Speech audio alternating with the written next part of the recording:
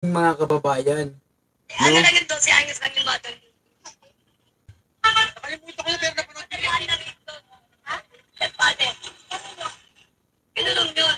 Hindi, ano nagpakulong doon. Ay, yung mga ganun pala, napapanood nyo pala yung mga ganun. Alam niyo po, sige po. Kaya nanay, bakit kami yan? Sabi ko kanina, nag-gusto niyo si BBM po. Wala pa choice. Ayun na, sino po mas gusto nyo dalawa? Ano comment dito? Thank you po, thank you. Sino mas magaling na presidente? Si Tatay Digong o si BBM? Si BBM para sa akin. Bakit si BBM? Kasi tatay niya si Marcos eh. So, ibig sabihin, like father, like son. Ay, si BBM po yung nagawa niya ngayon. Okay naman, galing. Okay naman sa, okay naman. Thank you po, ma'am. Thank you po. God bless. Mas magaling na presidente. BBM ako. BBM din po, okay. Kaya, ma'am, sino mas magaling na presidente? Si BBM. BBM po? Kaya, ma'am. BBM po. BBM, saan kayo? Duterte nagmalang pilihin eh. Si Marcos ang upo. Kaya kayo Duterte. Duterte. Okay, kayo naman, ba't po BBM? Sino naman presidente ng mahal din talaga.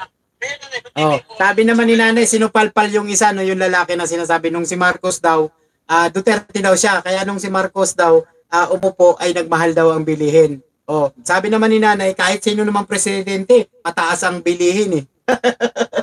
Di ba? Kababayan. Kaya rin ang patakaran niya. Oh. Ay, pa-survey naman. Para sa inyo, sino mas magaling na presidente? Si Duterte o si Bongbong Marcos? Bongbong Marcos. BBM! Hindi kayo? BBM! Parehas na. Ay, parehas na. Vote. Bakit po si BBM? Bakit? Kasi matulog Because siya. Lahat ng kailangan ng tao ay bibigay niya. Kayo magaling. No, because mas priority ni BBM kasi para sa lahat yan. Kasi tatay yung naging Ayaw mo kay Duterte kasi sa kanya ay patay. Oo, na kay Duterte ang lahat ng kaso. Uy! Na kaya na kay Duterte, papatay.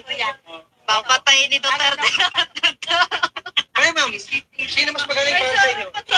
Si Marcos kami. Marcos pa rin kayo, ma'am? Oo, Kayo, ma'am? kasi Marcos pa rin. matanda Marcos na kami. Sa kanilang dalawa, hindi po siya ako lang kayo. Yung dalawa, ma'am. BBM pa rin kayo. Mas magaling. Mas magaling pa rin kayo. Ayoko pinipigyan ka ng problema na magnanakaw si Marcos. Ayaw namin ng ganun kasi napakaputin tao niyan. Kahit sa tatay niya, napakaputin tao tatay niya. Sir, kayo po, sino mas magaling na Oh. presidente? Di ba mga kababayan, kahit anong paninira nila, pag loyalista talaga at sumusuporta talaga kay BBM, kahit ano daw ang paninira nila, no, sa Pangulong Bongbong Marcos, no, kasi sa tatay pa lang daw noon, no, ay napakabait na.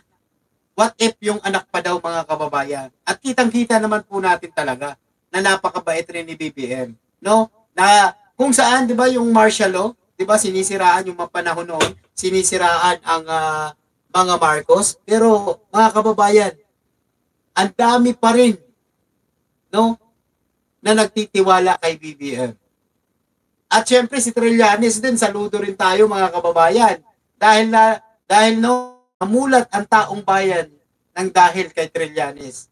'Di ba yung 3 million po na views na halos napakarami po ang nanood doon sa ipinahayag ni Trillanes na from 2017 pa daw ay nagfile na daw po siya ng case laban kay Duterte.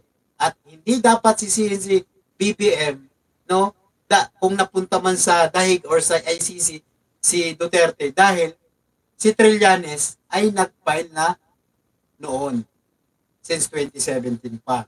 Nagkaroon lang daw po ng hustisya ngayon sa panahon ni BBM. Nagkataon lang daw po yun.